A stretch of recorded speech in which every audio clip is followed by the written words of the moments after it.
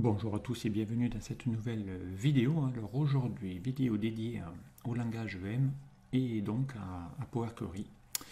Et nous allons apprendre aujourd'hui comment créer une fonction, une formule dans Power Query qui va vous permettre de faire des calculs notamment.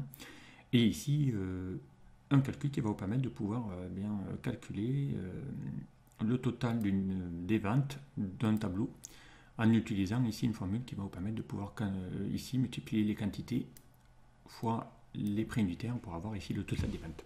Donc on va aller voir que bon, il y a plusieurs possibilités, évidemment on aurait pu le faire dans Excel, mais voilà, on peut créer des fonctions dans Power Query et on va aller voir ici les étapes que nous pouvons faire.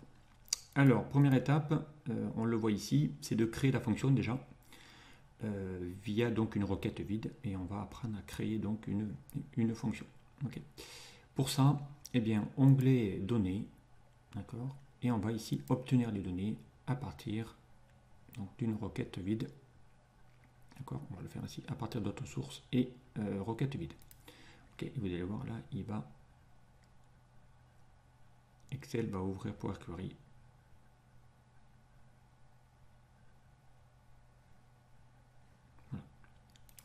Donc encore une fois, je voulais montrer, mais Power Query vous permet de pouvoir... donc Power Query est un environnement différent d'Excel, d'accord. Et on va pouvoir ici créer notre fonction. Donc pour ça, il faut rentrer dans le langage M. Donc je vous rappelle, le langage dédié à Power Query est le langage M. Pour ça, nous allons cliquer dans l'onglet Accueil, Éditeur avancé, et nous allons ici afficher donc l'éditeur, comme il y a l'éditeur Visual Basic dans Excel, et bien là vous allez tomber sur l'éditeur avancé de Power Query. Alors, pour créer une fonction déjà, donc, eh bien, on va lui demander ici d'aller insérer la fonction qui va être tout au début. D'accord. Si on veut commenter un code du langage EM, vous mettez anti-slash, anti-slash, diviser, diviser, et puis là vous allez mettre, voilà, CZ, on va mettre, construction déjà, voilà, de la fonction. Alors, on va nommer cette fonction, donc une fonction va se mettre entre parenthèses, voilà. Donc ici on va créer un champ, donc elle aura besoin de deux paramètres cette fonction. Un premier paramètre qui va s'appeler quantité, d'accord, qu'on va évidemment typer automatiquement de type number, d'accord. On va mettre un deuxième argument qui va s'appeler, je sais pas moi, prix unitaire, voilà, qui elle aussi, donc, on va aussi le typer de type number, voilà. On ferme la parenthèse et pour lui dire que c'est une fonction, on va terminer la fonction en faisant égal supérieur. Voilà, ça va vous permettre ici de créer cette fonction. D'accord. Maintenant, il va falloir lui dire qu'est-ce que doit faire cette fonction. La fonction elle va faire la quantité qui multiplie les prix unitaires. D'accord. Donc ici, on va donner un nom, voilà, à l'étape de la requête. Donc ici, on va l'appeler total. On va l'appeler total vente égal. Vous l'aurez compris, on va lui dire de faire, on va chercher l'argument quantité, hein, on le voit ici, qu'on va multiplier par le fameux prix unitaire, d'accord, que je viens de créer. Voilà. Et automatiquement ici, il va falloir à la fin donc récupérer le total vente, donc puisque c'est le résultat que va renvoyer la fonction. Donc c'est comme dans Excel, une fonction s'appelle elle-même et c'est elle qui va vous renvoyer le résultat, voilà, directement. D'accord. Voilà. Et on va lui donner ici un nom à cette requête, donc là on va faire déjà OK. Voilà, donc là on vient de la créer, vous voyez que là il vous demande, vous avez les paramètres, on pourrait l'appeler déjà cette fonction. On va lui donner un nom à cette fonction, on va pas laisser requête 1. On va l'appeler fx pour faire que c'est une fonction, et puis on va l'appeler calcul par exemple, calcul, voilà, total vente.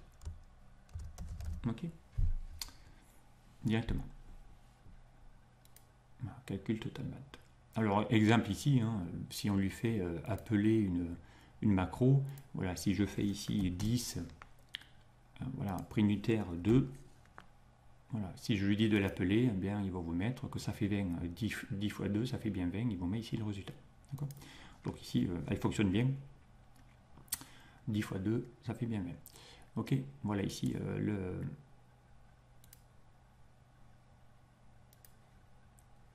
la fonction qui a été faite. Maintenant, il va falloir ensuite, donc on va fermer, on va conserver évidemment les modifications. Là, il va vous mettre ici la fonction qu'on a créée. Et maintenant, la deuxième étape, ça sera de lui dire, bien, va utiliser cette fonction qu'on vient de calculer pour faire ici, dans ce tableau, les quantités fois les prix unitaires. On pourra mettre ici, dans une nouvelle table, une colonne. Donc ça, c'est l'étape qu'on va faire numéro 2, c'est-à-dire qu'on va ici utiliser la fonction dans la source de données. Donc, évidemment, vous l'aurez compris, il faut que la source de données soit chargée dans Power Query. Donc, pour charger une source via Power Query, bien, vous mettez dans la source et vous allez ici, à partir d'un tableau ou d'une plage, et vous allez lui demander,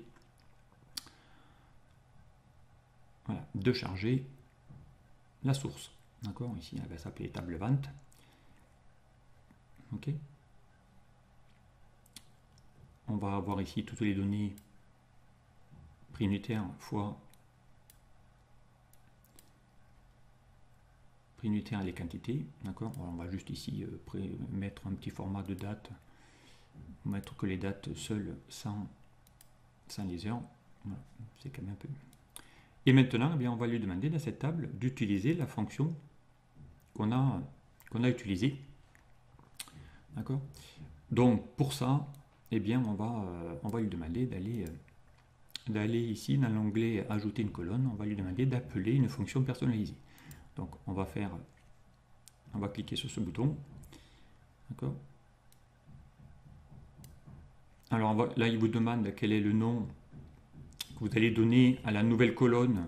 Donc ici, on va l'appeler total vente. D'accord? C'est sûr qu'on va donner un nouveau nom à la nouvelle colonne qu'il va créer. Et ensuite, ici, il va vous demander quelle est la requête de la fonction. Et bien ici, on regardez dans la liste déroulante, s'affiche la requête et la fonction qu'on a créée. Donc on fait OK. Donc là, il va vous demander c'est quoi. Et bien aussi, il va vous demander d'aller chercher maintenant le nom de la colonne. D'accord? Donc et le nom de la colonne, eh bien ça va être ici mes quantités de ma source. On va chercher ici dans l'argument prix unitaire, il doit le chercher ici dans la colonne prix unitaire de ma source. Donc le nom de la colonne, elle s'appelle prix unitaire. D'accord? Voilà, donc ici, là, je viens de lui affecter les deux colonnes de la source à laquelle il doit être pris pour la requête, et je fais OK. D'accord? Et là, il vient ici d'utiliser, voilà, la requête directement. Donc là, si je tire la poignée que je ferme ici les données, là, on a bien ici maintenant un total directement en utilisant ici la fonction. Donc ici, on peut renommer les étapes, on peut l'appeler voilà, format champ. D'accord? Et ici, on va mettre, on nomme calcul fonction. Voilà. Et ici, donc, on a bien ici notre étape ici avec ici total des ventes. Et on va évidemment lui demander de mettre ça en nombre décimal. Voilà, comme ça au moins on saura qu'on pourra faire le calcul.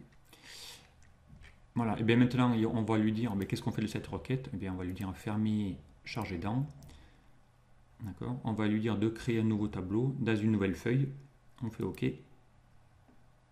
Voilà, et là il vous a généré automatiquement une nouvelle colonne avec le total et l'utilisation d'une fonction qu'on vient de créer soi-même. D'accord, là vous pouvez créer toutes les fonctions que vous souhaitez faire et l'utiliser dans Power Query pour réaliser ces calculs. D'accord. Et l'avantage d'une requête, je vous l'ai dit, c'est que ici, hein, si je vais tout en bas d'un tableau, si je mets ici quelque chose au 20 je sais pas, octobre 2019 par exemple, ici on va chercher le client 0012, peu importe, je ne sais pas si la liste, produit PP10, ok, on va mettre Rouen, ok, on va mettre ici une quantité, voilà, 61, et puis ici on va mettre 100, peu importe, un prix unitaire, d'accord, on va juste supprimer ici la ligne, voilà, ici je viens de rajouter, et bien si je viens maintenant dans ma table des ventes, et actualiser ici ma requête, donc on voit qu'ici pour l'instant il n'est pas, voilà, si je fais clic droit, actualiser, vous allez voir, il va rajouter et refaire le calcul automatiquement. Voilà, il a bien fait ici le calcul, hein, le produit 10, Rouen 42, 100, 4200. Voilà, il a bien utilisé la formule, la fonction qu'on a utilisée directement. Voilà, vraiment tout simple, hein, comment utiliser une requête Power Query via une fonction et la réutiliser ensuite dans une source en allant chercher les arguments qu'il a besoin. D'accord ? On pourrait faire la même chose pour calculer des montants de TVA. Si on n'a que le montant hors taxe et un taux de TVA, eh bien on pourrait utiliser une fonction personnalisée dans Power Query pour réaliser les calculs. Allez, je m'en arrête là et puis je vous dis à très vite sur un prochain tuto. Au revoir.